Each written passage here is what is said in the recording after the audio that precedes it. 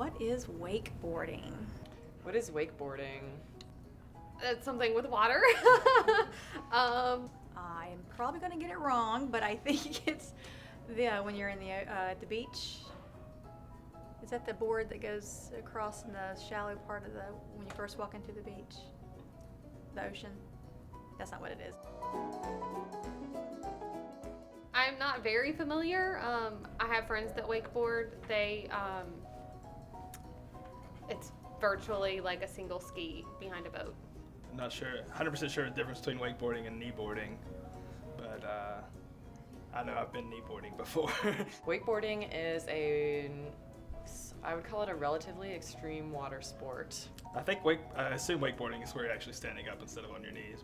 Wakeboarding is that thing where you have something that's vaguely like a surfboard and you go behind a boat, isn't it? Strapped into a board, kind of like a snowboard, and you hold on to a nylon rope and are pulled behind a speedboat, and you try and do flips in the water or just go in and out of the wake.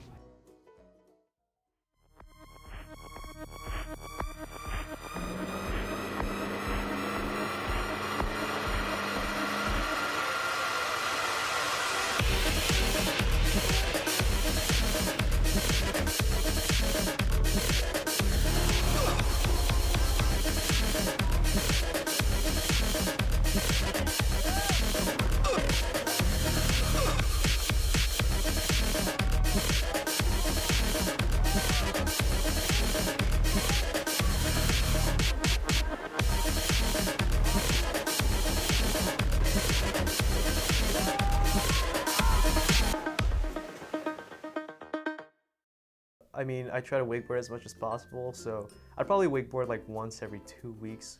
We always have a primary outlet other than our professional or academic careers. So right now it's wakeboarding. That's what I want to focus on when I'm not studying. And whether I'm looking at videos, whether I'm learning new tricks, whether I'm going out on the water, that's what I want to do. I stopped playing video games. I don't even have any more time to play video games because I'm so focused on wakeboarding right now. I've been attracted to board sports, like I snowboard, wakeboard, and surf. And wakeboarding is probably my favorite because it just feels right. Like I like being strapped into a board. That's like one of the main things I don't like about surfing. And wakeboarding is like it's a smaller sport compared to snowboarding in the surfing scene. I mean, it's definitely up and coming now in the last like 3 or 4 years.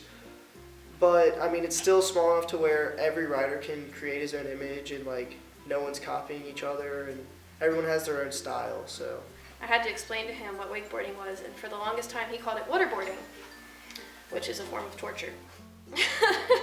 So it was interesting for me to try to explain to him like it's not torture, like we do this for fun.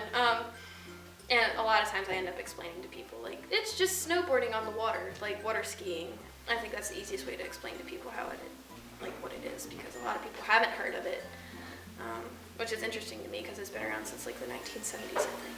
Yeah, I've met a ton of people who don't have a clue what wakeboarding is. I have to tell them it's like water skiing. For some reason, I guess because water skiing was kind of older, for some reason everybody knows what water skiing is, but they don't know what wakeboarding is. It kind of annoys me that I have to explain it all the time, but I just tell them, yeah, it's just water skiing, but with a board. I don't know anyone that actually wakeboards. I know a bunch of people that kneeboard and then try to do wakeboarding on their kneeboard, which almost never ends up correct. I don't know. Wakeboarding just seems less common. Wakeboarding is not very popular right now. I didn't really, I knew about it back home, but it was more of the water skiing. I think it's just newer, like a newer sport, and water skiing has been around for a while. Because most of the people who do this sort of thing are younger than people like me. And so, although that's probably that may not be true. Amongst my group of friends, there aren't any that do it. But there are kids of people that I know that do it. Yeah, I mean, I've watched people do it on the internet, and I've seen people do it. Most people have like the concept of it down, and they'll either like say it's like skiing, but then I go to explaining like the differences between the two, and then I mean, like as you go to more like the central United States, it goes less and less that people know about it because less lakes and stuff. So Explaining it to them is really difficult because as a wakeboarder, wakeboarding is not just a few words. Wakeboarding is a feeling while you ride. I wish I could just show them a video or take them out onto the lake or take them out into a wake park and make them experience what wakeboarding is. I would think so. I would think they would definitely know what snowboarding is because it's been around for a lot longer, or it's been a bigger sport for a lot longer. My guess would be that snowboarding is more, I mean, it's in the Olympics, it's glamorized by that guy with all the hair who smoked all that pot and did really well in the Olympics and then did lots of other things. I got into it through a friend asking if I wanted to wakeboard. He knew that I snowboarded, so. Snowboarding's been around for a little bit longer, I guess, and I guess people are more exposed to skiing and snowboarding than they are to wakeboarding and water skiing. Snowboarding has been around for a lot longer, so, and skiing is way more accessible to people right now, so they will be exposed to snowboarding way more so than people who will be exposed to wakeboarding. They use it in all kinds of advertising, and it seems to me that I at least am far more exposed to snowboarding and pop culture than I am to these kinds of the different types of water activities. Because, I mean, we live in the Blue Ridge Mountains. There's skiing places all over the place. Another thing is skiing is a little bit easier to pick up because it's either you pick it up or you end up in a bad situation. Wakeboarding, you have the option of I can just chill here on the boat, I can just chill here on land. I don't have to worry about getting hurt. I guess because I feel like when you're on a mountain, you can either ski or snowboard, but when you're on a lake, you can like ski or tube or swim or just go on the pontoon boat, or you could wakeboard. Maybe there's just more options when you're in that arena. I still think that right now, even though the sport is exploding, wakeboarding is still a niche. It's still not as well exposed to the general public as the industry wants to. I think the aspect of wakeboarding that takes away from it so much is probably like the funds and money. It's definitely expensive. I think the barrier before the cable came out was the fact that you had to have a boat or you had to know somebody that had a boat. I think it was in a way kind of an exclusive. For the most part, for wakeboarding, you have to have like a boat yourself or like all the equipment where you can just like go rent skis at the mountain for the day. The riding products have gone up in like astronomically in recent years, I think. Brand spanking new 2016 model wakeboard can cost you anywhere from $500 up. It's not cheap. I mean, and that's just for the board itself. That doesn't include the bindings, a wetsuit, any gear whatsoever, or a boat. I mean, keeping a boat maintained is incredibly expensive. Right there, your setup's like $1,000. It's still a ridiculous amount of money. Behind the boat, it has a huge barrier of entry, especially in terms of cost, in terms of facility. I mean, I've talked to countless people who heard about wakeboarding and never got into it because it was way too expensive, or they had to get the gear, and it's completely different from skateboarding where you just have to buy a deck and like ride on flat ground. I think another big barrier is probably people's like just looking at wakeboarding and then being like scared to try it. Like everyone thinks, when I take new people out on my boat, they're like, oh, there's no way I'm trying it. Like it's so hard. And then like we'll get them up in 20 minutes and they'll be like the happiest they've ever been. And they'll be like, oh, it's so easy. So when I hear people say that they've tried wakeboarding, the only thing I hear them say is that I never got up, and they just give up, and that's it for them wakeboarding. I mean, everybody started like that, unless you're like gifted or a prodigy, you get up on like the first day. But I feel it's kind of sad that people just give up. They're not very adventurous about it. And that happened to me when I started wakeboarding. I never got up the first try, and I never got up the second or third try, but I kept going at it because I felt like it was something that I wanted to latch on. It was a sport that I felt that's for me. it might not be just them. It might be the person who's teaching them or telling them how to get up on it, like the boat driver. I mean, it's all those factors, and no one takes that into account. But I mean, I can see it gets frustrating if you can't, like, just like me landing a new trick. It's frustrating for anybody who can't do something that they're trying. I really like the culture and the people that are a part of wakeboarding. Like, everyone that I've ever met with wakeboarding is so relaxed and will do anything to show you like a good time, or like just go out and have fun and ride. And like, it's not always like, most of it's usually not like a competition. Like, it's all about having fun and learning new lines and learning new tricks and stuff. I think it's like a great, like it's very diverse. It's like a lot of people come from different backgrounds, but I think overall you all come to like the boat or cable park, and you get to really love the same sport. But really, it's just fun, and it's a great group of people. That's what makes it interesting here at Tech, because if the wakeboarding club hadn't been as involved as it was when I first got here, I would have been like, whatever, man, I don't need this, it's expensive. But it was a great group of people, and we had an awesome time no matter what we were doing. So that definitely had a huge impact. It's very much family. That's what it is. It's family related. I met like older wakeboarders who come out of my boat and actually drive for me too. So, and they've been wakeboarding a lot longer, and they've been in the sport a lot longer, and they're a lot better than me. I like riding with levels of people, like a couple people who are just as good as me to like compete with me on the boat. And then there's the older group that's way better, and they just push you and push you and push you just to like keep trying new stuff. And then the younger group, or the people who aren't as good or like are just getting into it, that's cool too, like seeing them actually get up and ride and stuff. I mean, you need people there to help train you or teach you things, because in all honesty, I would not know what the heck I'm doing without people like Sean and Sydney there last year to help me kind of learn the ropes a little bit more than I already was. I don't really think there is a certain type of person that wakeboards. I think there's different wakeboarders. Like, there's the competitive ones who compete and do all of the stuff like Harley Clifford, and then there's also like the laid back like cable riders and boat riders who just go out to get video parts or go out to go have fun and just ride like they always have ridden. I mean, it's one of those things, wakeboarding is always seen as this heart-pounding, thrilling sport, because whenever you see people doing wakeboarding, it's, you see them doing these crazy things behind these boats, and it's like, what is this? What are you trying to get me to do?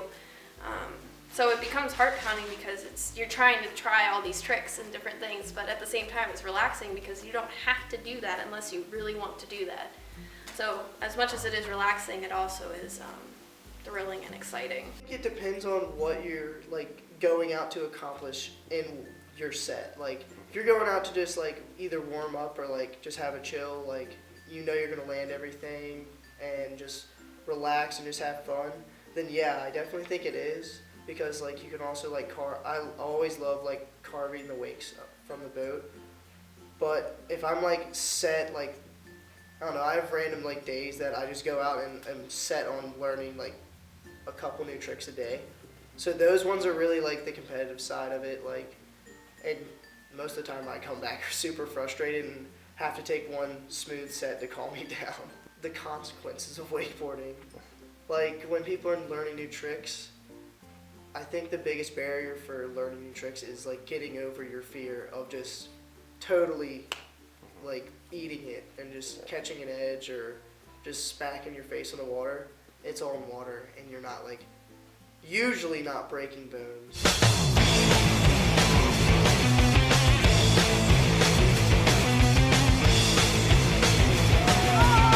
So that's a good thing. The biggest thing is like getting a concussion. That's probably the biggest thing. So everybody else is cheering, everybody else is kind of feeling your pain when you hit the water hard. Everybody goes, oh! And it's like, ugh. Get up and, wave your arms like, I'm all right!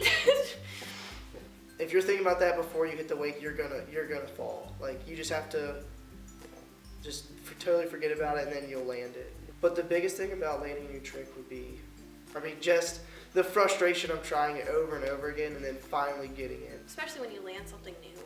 It's like that initial moment of like, yes, I just did that. And everybody's really excited whenever you land something new. It doesn't matter how small it is. It's like, you just did that. And it was a barrier for you doing other things. So it doesn't have to be brand spanking new. Like, oh my gosh, they just came up with this. It's they just did this for the first time. That is so awesome.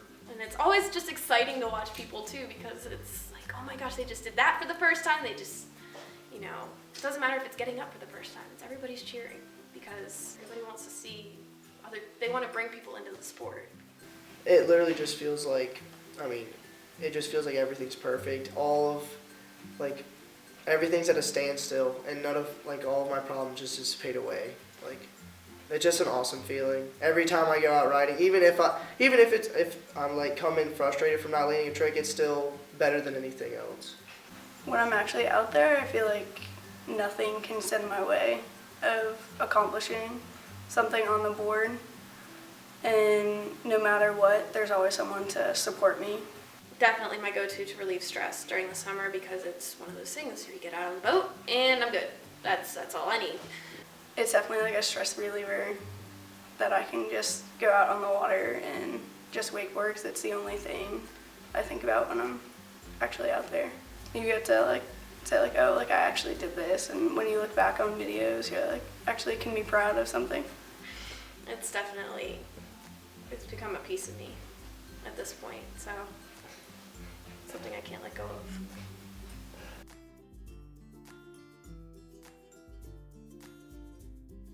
Cable parks. No. Isn't it a thing where, and it was a long time ago, and I didn't see the whole video, but it's they've got cables that will drag you along, so you're not using boats, you're using fixed cables instead with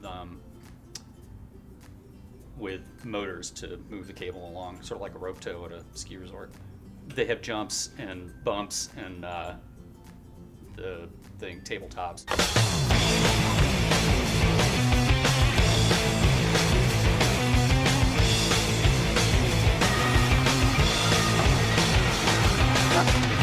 That seems like something different than wakeboarding. I feel like by definition, to wakeboard, you have to be in a wake.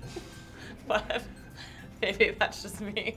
The cable parks are definitely helping with the amount of money that you don't have to spend to actually go and try wakeboarding, because they have board rentals, they have all the equipment rentals, and a full day on the cable is $45. And actually, cable riding is easier to learn and get up, because it's actually got a motion that pulls you up instead of forward. Cable wakeboarding gives the opportunity to I'd say the less fortunate, or the people who have less time to progress, but being introduced to cable, I see all these different people. I think wakeboarding started one way, and just now in the last 5 years, it's branched out into a few different, respects of how to do it, and so that's been really cool to watch.